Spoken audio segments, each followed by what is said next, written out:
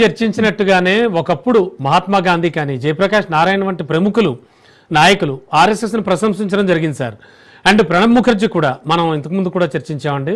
RSS ప్రధాన కార్యాలయాన్ని సందర్శించడం అంటే ఇవన్నీ కూడా బీజేపీ నేతలు వీళ్ళందరికీ ఇప్పుడు గుర్తు చేస్తున్నారు. అంటే మనం అనుకున్నట్టుగానే ఇప్పుడు ఈ బీకే హరిప్రసాద్ అన్న ఆయన కూడా చూడడానికి సీనియర్ లాగే ఉన్నారు. అంటే వీళ్ళెవరికి తెలియవా ఇవన్నీ కావాలని బురద చల్లడమా, లేకపోతే ఇప్పుడు ఇన్ని లక్షల మంది ఎంతో మంది కోట్ల మంది మెంబర్షిప్ ఉన్నటువంటి ఆర్ఎస్ఎస్ వాళ్ళకి అండ్ ఈ బీజేపీ వాళ్ళకి వీళ్ళు ఇప్పుడు కొత్తగా వచ్చి చెప్పేది ఏంటి, అసలు వీళ్ళకేం తెలుసు అని చెప్తున్నారు?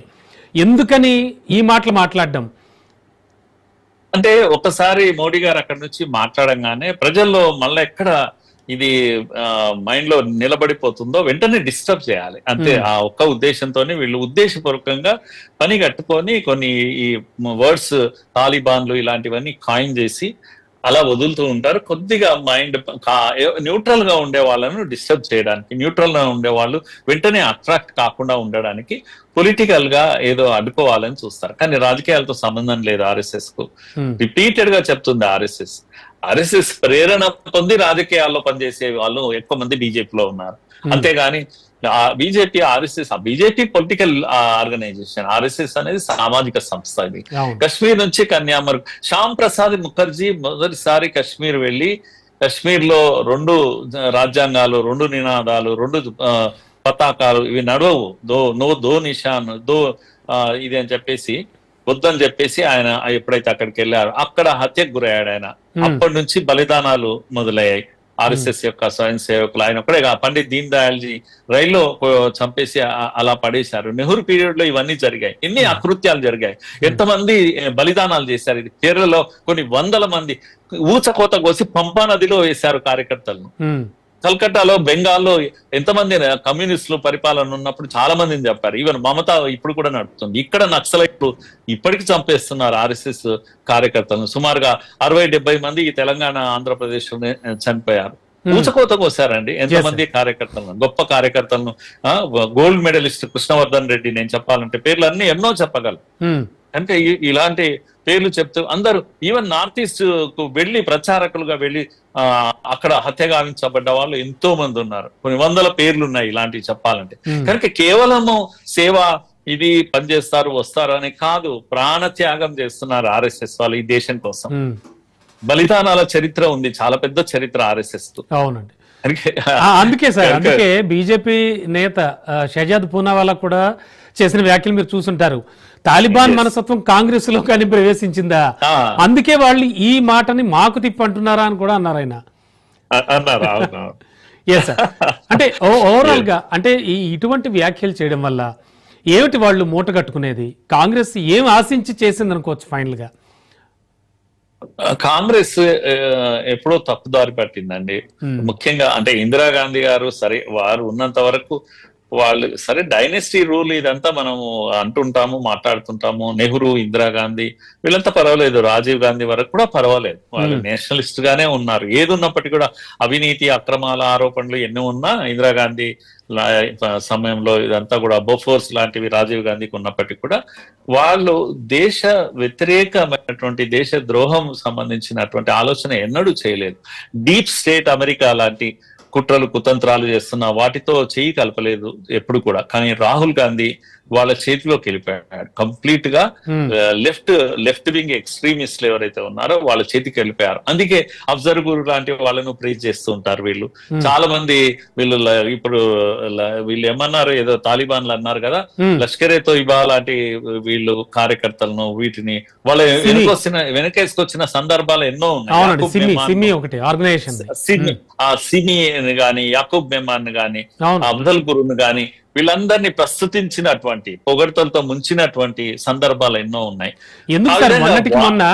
మొన్నటికి మొన్న అక్కడ ఆ కాశ్మీర్ లోయలో జరిగినటువంటి ఆ ఇండియన్ పీపుల్ని ఉచ్చకొత్తుకోవడం కానీ, తదనంతరం మనం ఆ దానికి ప్రతిగా చేసినటువంటి దాడులు కానీ, వీటన్నిటికి సంబంధించి కూడా కాంగ్రెస్ నేతలు చేసిన ఆరోపణలు మనం చూసాం. ఆపరేషన్ సింధూర్ సరెండర్ అయిపోయారు. పాకిస్తాన్ కి మీరు సరెండర్ అయిపోయారంటే ఏం చేయాలండి? ఆర్మీ జవాన్ల బలిదానాలను మనం ఎక్కడ పెట్టుకోవాలి? ఆర్మీని అవమానించడం, జవాన్లను అవమానించడము, దేశాన్ని అవమానించడము నిత్య కృత్యంగా మారిపోయింది. రాహుల్ గాంధీ ఎన్నిసార్లు అదేంటి సుప్రీంకోర్టుతో ఇది తింటాడండి?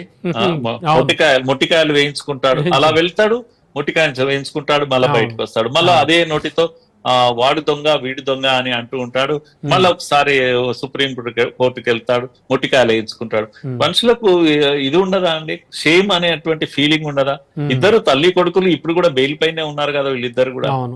కనుక వాళ్ళ గురించి ఎందుకు మాట్లాడాలి ఇప్పుడు ఈ సందర్భంగా? గానీ అంటే కాంగ్రెస్ పార్టీ నా బాధ అంతా ఏంటంటే ఎంత నేపథ్యం, ఎంత హెరిటేజ్ ఉన్నట్టు, తిలక్ మహాశయుడు, సర్దార్ పటేల్ ఇలాంటి మహాశైలు చేతిలో నడిచినటువంటి అదే సార్. ఇప్పుడు ఈ ఆర్గనైజేషన్స్ కానీ అంటే ఆర్ఎస్ఎస్ తీసుకోండి, కాంగ్రెస్, బీజేపీ, ఇవన్నీ కూడా భారతీయ జనతా పార్టీగా బీజేపీ అప్పట్లో వీళ్ళందరూ కూడా సమకాలీన రాజకీయ నేతలు, సమకాలీన సంస్థలే ఇవన్నీ కూడా. అయినప్పటికీ కూడా ఆ సంస్థల్ని విమర్శించడానికి అసలు ఎందుకు అంత ఆలోచన, అంత కుహన ఆలోచనలు ఎందుకు వీళ్ళకి? అసలు ఏం ఆశిస్తున్నారు వీళ్ళు ఫైనల్ గా?